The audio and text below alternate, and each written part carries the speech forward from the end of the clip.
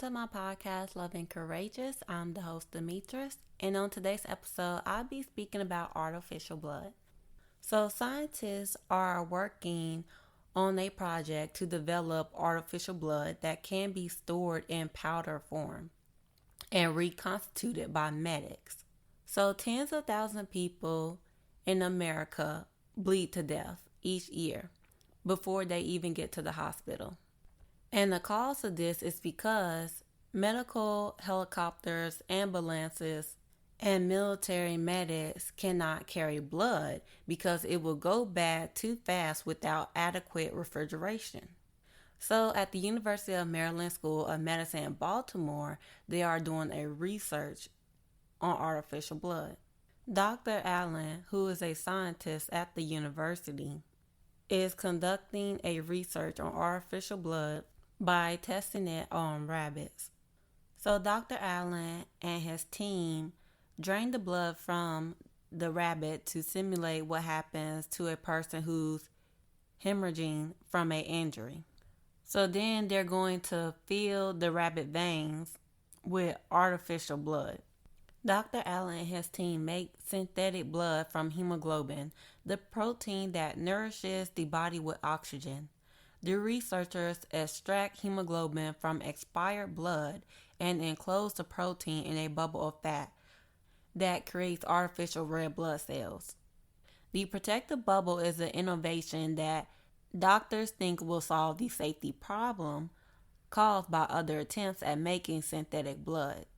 But however, exposed hemoglobin can be toxic to organs. Dr. Allen said they had to veil the hemoglobin inside a cell, an artificial cell that makes it safe and effective.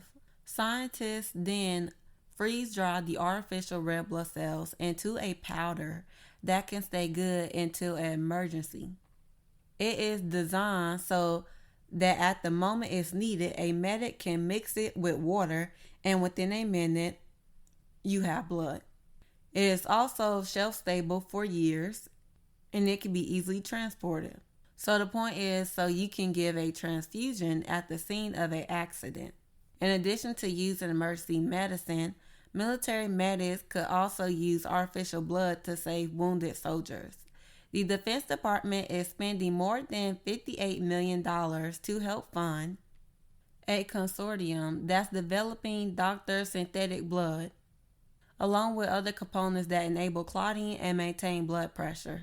So after the researchers were done infusing the synthetic blood into the rabbit, there was a monitor tracking the rabbit's vital signs that shows the rabbit heart rate, blood pressure, and other important metrics have recovered from near death to nearly normal. The rabbit was starting to resume normal behavior, such as moving around on his own and drinking water. Now, Dr. Allen said, I quote, "The really good sign is that he's very pink. His eyes are pink, his ears are pink. That's a good sign he has a lot of oxygen in his blood and is being effectively distributed. He's breathing comfortably and calm. It's amazing how quickly it can work." Now, Dr. Allen and his team has tested the artificial blood on hundreds of rabbits, and so far it looks safe and effective.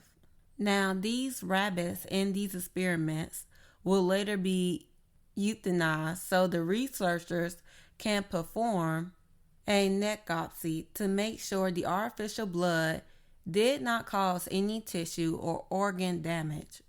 Now, Dr. Allen has said that he needs to prove to the Food and Drug Administration that his artificial blood will be safe and effective for human beings.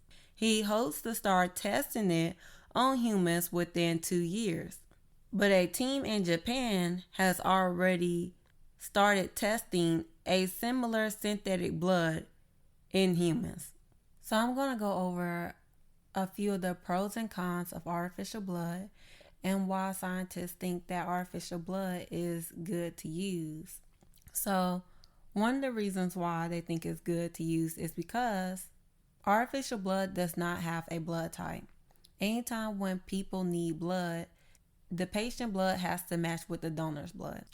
Also, real blood has to be refrigerated and has a shelf life of up to 42 days, while artificial blood can be freeze dried and stored at room temperature up to 2 years.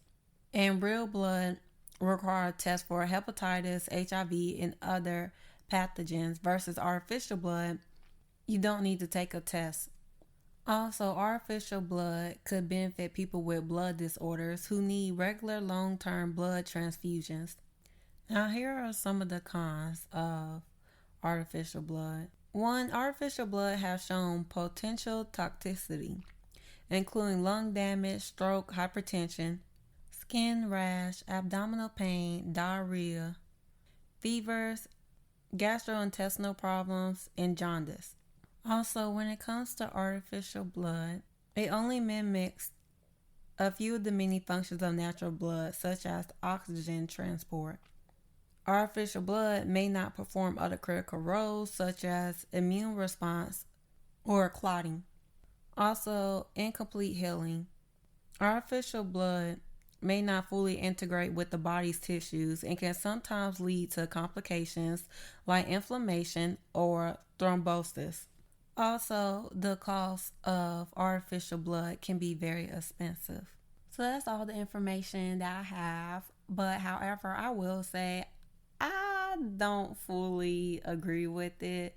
Only because it's fake blood. And I mean, I just, went over the pros and cons. But it's like, how do they know how everybody body is going to react to it, though? That's the thing, because everybody body and health is different. So that's my thing. But also, when it comes to science, I'm like, there are only certain things that I agree with. And creating fake blood, I don't know about that. Like, mixing real blood with fake blood, I just don't see how that would work. I just don't see it. So that is all for the topic, and now I'm going to get into the Black History Fact. The Black History Fact today will be about the Creole Mutiny. In the fall of 1841, the brig Creole, which was owned by the Johnson and Epperson Company of Richmond, Virginia, transported 135 slaves from Richmond for sale in New Orleans, Louisiana.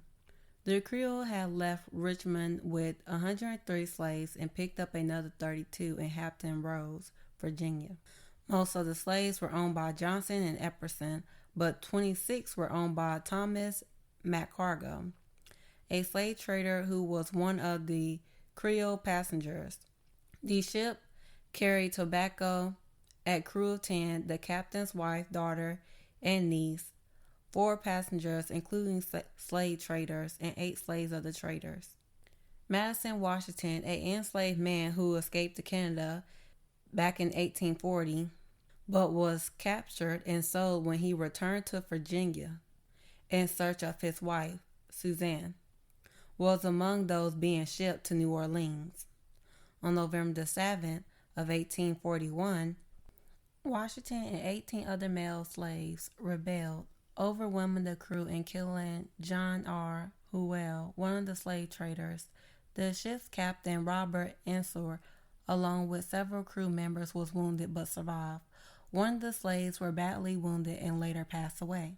The rebels took overseer William Merritt at his word that he would navigate for them. They first demanded that the ship be taken to Liberia, when Merritt told them that the voyage was impossible because of the shortage of food or water.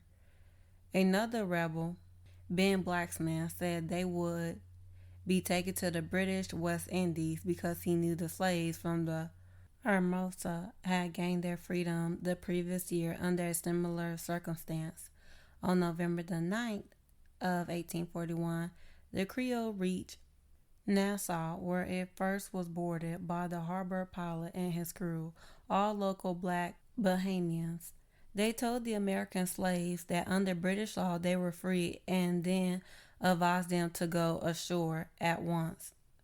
As Captain Ensor was badly wounded, the Bahamian quarantine officer took first mate Zephaniah Gifford to inform the American consul of the events. At the consul's request, the British governor of the Bahamas ordered a guard to board the Creole to prevent the escape of the men implicated in Houell's death. The British took Washington and 18 conspirators into custody under charges of mutiny, while the rest of the enslaved were allowed to live as free people, including some who remained in the Bahamas and others who sailed to Jamaica. 5 people, which included 3 women, a girl, a boy, decided to stay aboard the Creole and sail with the ship to New Orleans, returning to slavery. On April the 16th, 1842, the Admiralty Court in Nassau ordered the surviving 17 mutineers to be released and freed, including Washington. A total of 128 enslaved Black people gained their freedom, which made the Creole Mutiny the most successful slave revolt in America. That is all for today. Thank you everyone for listening to my podcast, and I hope y'all have a lovely day.